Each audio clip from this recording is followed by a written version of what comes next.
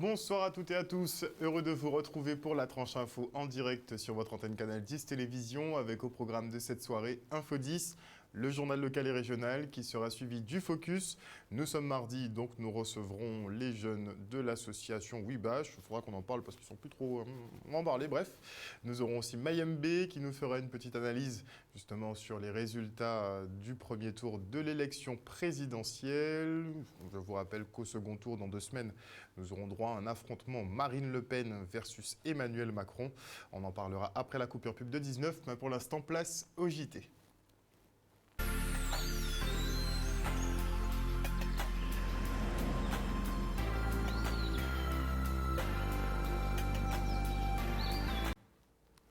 Nous sommes le mardi 12 avril 2022 et ce matin, les élus du conseil départemental ont voté le budget primitif pour l'année 2022.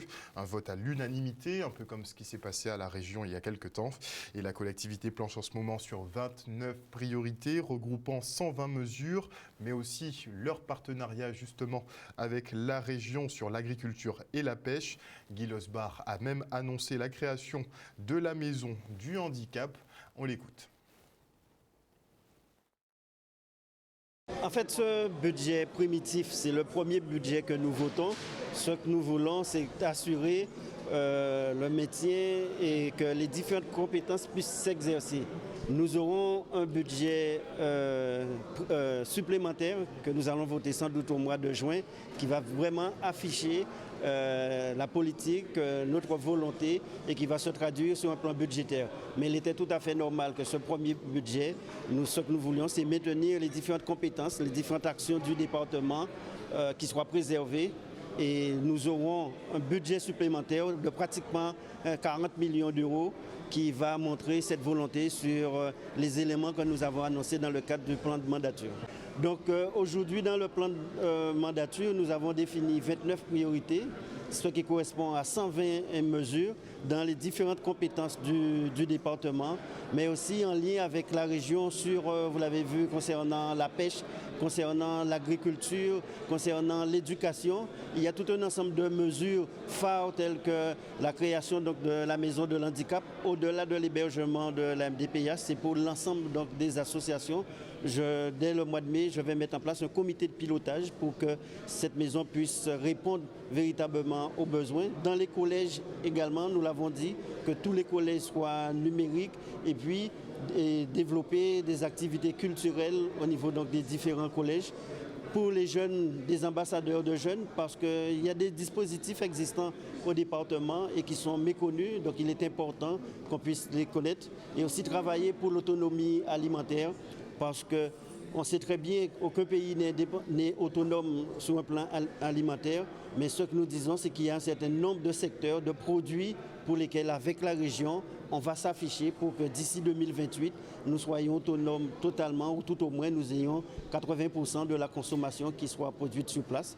Et nous l'avons dit également, le 27 juin, il y aura un congrès département-région avec les parlementaires et les maires, de manière à ce que nous puissions nous prononcer sur l'évolution institutionnelle, sur la collectivité unique, ce que nous voulons, que cela puisse être le congrès de prise de décision. La maison de la parentalité, elle, aide les parents à se préparer à l'accueil de leur premier enfant, avec des conseils tant sur l'hygiène de vie, l'éveil que le rôle du papa, qui est bien souvent, on est souvent considéré un petit peu comme des roues de secours, si on peut dire. Regardez. Le service social de la CAF a des missions bien précises au niveau de la parentalité et notamment auprès des publics qui accueillent pour la première fois un enfant. Donc c'est tout naturellement que nous avons souhaité mettre en place cette action. On se rend compte qu'il y a parfois des pertes de droits, des difficultés, même familiales, qui peuvent se rencontrer par manque de droits, de connaissances. Donc c'est pour ça qu'il nous a paru intéressant et important de faire cette action. Il s'agit en tout cas d'outiller ces premières mamans, primo-naissance en tout cas, sur tout le quotidien, tout ce qui est droit administratif, et en tout cas l'accompagnement à la maison sur le sommeil, sur l'hygiène de vie quand on a un bébé, sur l'éveil du bébé, sur le rôle du papa aussi. Une bonne partie des acteurs qui sont autour de la naissance, c'est-à-dire par exemple nous avons donc la PMI, nous avons des collègues de la GESAF, puisque effectivement les TISF sont auprès des familles aussi, et puis nous allons au-delà de l'arrivée, nous allons également avec des psychologues du département parler de l'éveil des enfants, à quoi il faut faire attention, etc. Ce sont des ateliers qui vont se dérouler jusqu'à la fin de l'année, donc sur plusieurs thématiques, comme je viens de vous le dire, donc qui vont, 7 séances informatives où plusieurs professionnels vont défiler, notamment la PMI, les travailleuses familiales, la médiation familiale. Donc le conseil départemental via les collègues éducateurs, puéricultrices, mais aussi psychologues, donc pour pouvoir amener les réponses aux futurs parents. Aujourd'hui, nous, au sein de la maison de la parentalité, on n'a pas de papa, mais au niveau de Marie-Galante, on a des papas qui sont présents pour cette session de formation qui se déroule en présentiel et en distanciel. Le bébé, il n'est pas né tout seul, donc il y a quand même un papa, donc on prend en compte maintenant la place du père et à côté de cette maman. Un reportage signé Stanley Manicor. Et maintenant, on sera un Cap Excellence où effectivement la collectivité lance les premières promotions des accélérateurs qui sont à destination des porteurs de projets issus des quartiers prioritaires. Nous sommes aujourd'hui là pour lancer la première promotion des accélérateurs tous gagnants, un programme national que nous allons décliner donc sur le territoire de Cap Excellence, particulièrement pour les quartiers prioritaires de la ville, des trois communes. Programme national qui donc est lancé par la BPI et qui est supporté donc sur le territoire par la communauté d'agglomération Cap Excellence. Donc nous aurons deux formes d'accélérateurs, un accélérateur émergence pour les porteurs de projets avec 2 promotions de 15 personnes qui vont être accompagnées à écrire leur projet, à structurer leur projet, vont bénéficier de conseils, de coaching, mais également de mise en réseau. Et puis un accélérateur création qui lui est dédié donc aux chefs d'entreprise, aux TPE, qui ont moins de 2 ans d'activité. Et tous ces publics sont issus des quartiers prioritaires où vont installer leur entreprise donc, sur ces différents territoires. Une très bonne initiative, d'autant plus que Cap Excellence a pour opinion, a pour réputation d'être carré sur un certain nombre de choses. On voit que c'est une communauté d'agglomération qui est à la pointe justement de certaines réalisations. D'autant plus, il y a la BPI France qui a un droit de regard sur un certain nombre de choses et la BGE qui sont assez carrés sur les formations. Il n'y a pas de raison pour ne pas réussir.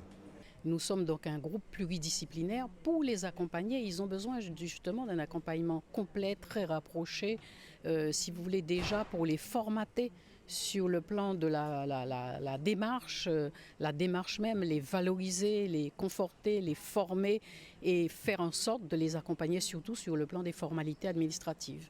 Et c'est parce que justement ils font partie de ces quartiers en difficulté que nous allons avoir une attention particulière pour pouvoir réussir ce challenge qui finalement s'est bien exprimé ce matin parce qu'ils sont très motivés, c'est déjà une excellente chose. Après, il nous revient de ne pas les lâcher et de les accompagner à tous les stades de réalisation de leur projet. Et le lycée de Port-Louis a déterré aujourd'hui sa time capsule. Mise en terre il y a 5 ans, cette boîte contient des objets justement qui ont été placés de l'époque. Malheureusement, il semblerait qu'elle ait un petit peu pris la flotte, comme on dit. Regardez. La crise sanitaire a accentué le besoin. Alors nous sommes en train de déterrer la time capsule que nous avons enfouie il y a 5 ans, en 2017, avec des classes d'ASSP, donc services et soins à la personne, et des classes de SPVL, service proximité vie locale. Je suis une ancienne élève, j'étais en service de proximité vie locale, donc je crois que ça fait 5 ans qu'on a enterré la boîte déjà. On devait mettre quelque chose qui nous tenait à cœur ou peu importe. Et là, aujourd'hui, je suis venue, regardez. On les a invités, on a quelques contacts avec eux. Hélas, pas hélas, heureusement, ils sont tous occupés. Ils ont tous soit du travail, soit ils sont en cours en train de poursuivre leurs études. Comme ça se passe en milieu de semaine, ils ne sont pas forcément disponibles. Et finalement, je crois que j'en suis très heureuse pour eux. En 5 ans, il se passe beaucoup de choses. Ils sont en première. Déjà, l'année prochaine, ils auront leur bac. Ensuite, on espère qu'ils auront à minima un BTS et qu'ils seront entrés dans la vie active au bout de la 4e année. Donc ça nous laisse quand même une marge d'évolution qui est importante pour une jeune personne. Aujourd'hui, ils ont entre 21 et 23 ans pour certains. Et ça veut dire qu'au moins, ils peuvent se retourner sur ce petit chemin parcouru et c'est déjà beaucoup.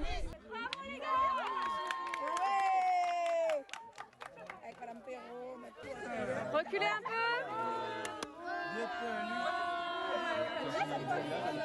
On va tout plastifier avant. Les carnets. Les carnets. Ça me fait plaisir. J'étais une bonne graphiste. C'est comme ça. Non, j'aimais bien faire des choses comme ça en fait. Personnaliser mon carnet en fait. Voilà, je faisais des carnets un peu qui reflétaient ma personnalité et franchement, j'ai de bons souvenirs. Ça me rappelle beaucoup de choses. Ça te rappelle l'ancienne toi? Ah ouais, mais vraiment changé, mais dans tous les sens du terme. Hein. Franchement, ouais, j'ai vraiment évolué et puis ça fait plaisir en fait de faire des activités comme ça. On se rend compte vraiment du parcours qu'on a fait. La ville de Pointe-à-Pitre, elle procède au recrutement d'un nouveau conseiller numérique. Il aura à charge de former les usagers à l'utilisation des nouveaux outils de communication. Un passage obligé à l'heure où toutes les démarches sont réalisées sur Internet. Le reportage. La crise sanitaire a accentué le besoin de communication par le numérique, le besoin de dématérialisation, mais nous ne souhaitions pas aller vers la déshumanisation. Car s'il n'y a que la dématérialisation sans l'humanisme, eh bien, c'est la rupture, c'est l'exclusion. Et par définition, notre obsession à cette équipe municipale, c'est de ne jamais créer d'exclusion, d'impliquer l'inclusion, la participation. Donc c'est le recrutement de ce conseiller numérique, avec l'aide de l'État, nous devons le dire, est pour nous un moment très important. Donc ma feuille de route sera d'aider et d'accompagner les usagers de la ville de Pointe-à-Pitre à passer dans l'ère du numérique. Donc les aider à comprendre et les informer à comment fonctionne un site internet pour pouvoir faire leurs futures démarches en ligne. Cela va nous permettre, grâce à la présence, à la participation de ce conseiller numérique, d'aller vers les associations, d'aller vers les citoyens, d'aller vers ceux qui ont des faibles moyens et qui ne peuvent pas utiliser cet outil numérique, eh bien, de les aider à rester avec nous, parmi nous, d'accomplir leurs formalités, qu'il soit de retraite, qu'il soit des formalités à l'état civil ou ailleurs, d'être dans la société, d'être des nôtres. Donc tout cela va se passer dans des salles dédiées pour. Donc c'est-à-dire qu'on va mettre en place des salles pour les usagers et on ira vers les associations pour pouvoir rencontrer des usagers qui pourraient pas se déplacer ou encore un peu éloignés. Il va falloir qu'on utilise le tissu associatif puisque ce sont les associations qui sont au plus près des citoyens et c'est vers les associations que se tournent les personnes isolées. Donc le conseiller numérique ira vers les associations, vers les clubs services, sur les marchés et partout dans les écoles, là où les citoyens manifestent le besoin d'être en connexion avec la société. Mais en fait, ça s'adresse à tout le monde parce que tout le monde devra faire leur démarche en ligne. Et en plus de cela, j'ai une formation qui me permettra d'appuyer mes connaissances et de parfaire mes connaissances pour pouvoir aider les usagers de la ville de Pointe-à-Pitre. Nous célébrons un moment de connexion parce que nous allons permettre à tout le monde de rester connecté avec la ville. On parle d'hôtel de ville. Grâce à cet outil, ça sera l'hôtel de ville, ça sera la maison commune, la maison des Pointoirs. C'est ça notre objectif. Un reportage de Charlie Dagonia. Et on ouvre un volet sport avec du foot dans un premier temps et ce retour sur la rencontre USBM AS Gosier. Et c'est l'USBM qui s'est imposé pour ce match retour. Vous savez qu'à l'aller, ils ont pris cher quand même. Et donc c'est une belle revanche à laquelle on a assisté. Regardez. On s'y attendait, on s'attend toujours, on travaille toujours pour ne pas perdre. Maintenant, effectivement, ça fait un moment, ça fait 1 mois et demi qu'on fonctionne sans nos joueurs au cadre. Ça devient compliqué. On a mis les jeunes qui ont tenu la dragée haute pendant ce mois et demi. Maintenant, le propre de la jeunesse, c'est l'inconstance. Et ce soir, on a fait un non-match. L'USBM était tout simplement meilleur que nous. Et, on a eu l'occasion d'ouvrir le score à 3 ou 4 reprises en première période. On ne l'a pas fait. Sur la première occasion, l'USBM nous plante. Après, on lui donne un cadeau. Même en menant, je ne suis pas persuadé qu'on mériterait de gagner ce match-là, tellement on a été pas bon techniquement et même en termes de concentration. On a eu la déconvenue du match aller qui nous restait dans la gorge. Donc il fallait à tout prix qu'on réagisse. Et c'est le pourquoi qu'on a pu surmonter ce score-là. Je ne dirais pas que on n'était pas venu pour réfléchir 8-0, 8-2 ou bien 8-1 comme le match aller. Mais l'idéal, c'est les 4 points qui nous intéressaient. Et je suis satisfait des joueurs aujourd'hui, surtout du comportement, l'attitude, l'envie, la détermination. C'est ce qu'il y avait, c'est ce qui nous a fait plaisir ce soir. Écoutez, on a pas mal de blessés, on a pas mal de soucis au niveau aussi sanitaire. On espère simplement que ça va se régler. Et puis on espère aussi que nos jeunes qui sont là vont progresser parce que notre travail à nous, le staff, c'est de les faire progresser. Maintenant, c'est toujours plus confortable de bénéficier de tout son effectif pour faire un match. Ce soir, voilà, l'équipe de l'AS Gosier était moins bonne que l'équipe de l'USBM. Une bonne série depuis un petit moment, mais là, on espère que ça va continuer jusqu'à la fin de saison, puisqu'on avait pas mal de petits problèmes à régler en interne. Sur le mode de fonctionnement dans l'équipe. Là, on a vu que ça prend forme petit à petit. Effectivement, ça fait un petit moment que l'USBM est en train de surfer sur des résultats positifs. On espère que ça va durer et puis on ira jusqu'à la fin de saison là-dessus. Et en basket, c'est l'EDO qui s'est imposé face au Cygne Noir. Le reste en images. Bon départ et puis c'est la réalité de notre condition aujourd'hui. Avec une préparation un peu tronquée. Donc du coup, c'est vrai que la fin des matchs est un peu difficile à gérer. Mais il y a eu de bonnes choses. Bon, le DO, c'est une super équipe. Donc voilà, dans l'ensemble, on est quand même satisfait d'avoir fait un match puisqu'on est content de rejouer au basket. Même si à la fin, on prend 19 points, je crois. Mais bon, voilà. C'est vrai, c'est une équipe, ils sont solides. Ils ont bien commencé le match. Ils ont directement mis la cadence et nous, on n'était pas dedans au début. Et au fil du match, on a déroulé comme on sait le faire. On est venu, ils nous attendaient, donc là on a remis les pendules à l'heure. Pour le coup, la zone, elle n'a même pas duré si longtemps que ça. Pour une fois, on a réussi à gérer, parce que c'est vrai que souvent on a des soucis en zone. Mais voilà, comme je dis, bon, l'essentiel c'est de se faire plaisir. On rejoue au basket, c'est top.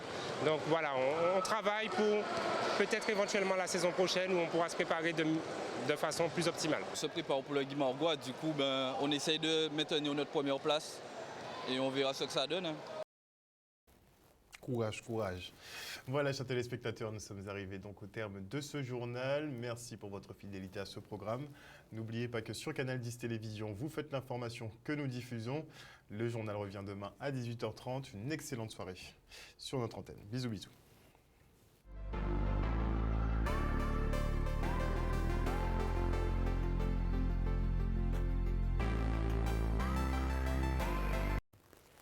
À venir dans la tranche info sur Canal 10, le focus. On commencera avec un petit débrief sur l'élection, sur le premier tour de l'élection présidentielle.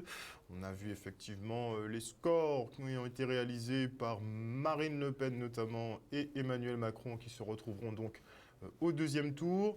On écoutera un peu l'analyse de Mayambe après la coupure pub. Vous pourrez participer aussi, on va ouvrir l'antenne aussi si vous le voulez, il n'y a pas de problème. Vous pouvez participer avec nous pour nous donner votre avis et bien sûr ce scrutin. Dans 2 semaines, on a le match retour, donc on verra ce que ça donne. Et avant la pub, je dis bonsoir à Lydia Luce, à Kitoun Cyprien, bonsoir à Ampasav Mako, bonsoir à Claudie Giraud-Girard, à Odile Les Ingilés, bonsoir à Grande Gueule, bonsoir à Joël Bazit, bonsoir à Jimmy Kamagouva Aliar, bonsoir à qui d'autre, à Marie-Hélène Borès, la Team Info, globalement. Bonsoir à Nadir Jamela, bonsoir à Jean-Michel Charléry, j'espère que ça va bien Jean-Michel. Bonsoir à qui d'autre, à Bettina Rolter, oui, Bettina Rolter, à Wilma Blondeau, bonsoir à Jean-Michel Tremblay, bonsoir à qui d'autre, débat. Bonsoir à Mieli Pops, bonsoir à Moïse Aubin Caramel, bonsoir à Dominique Landry, enfin bonsoir à toute la Team Info, à ceux qui nous suivent sur les réseaux, mais aussi sur l'antenne de Canal 10. On se retrouve après la pub et on va revenir un peu sur ces élections. Vous pouvez appeler au 96 10 10. À tout à l'heure.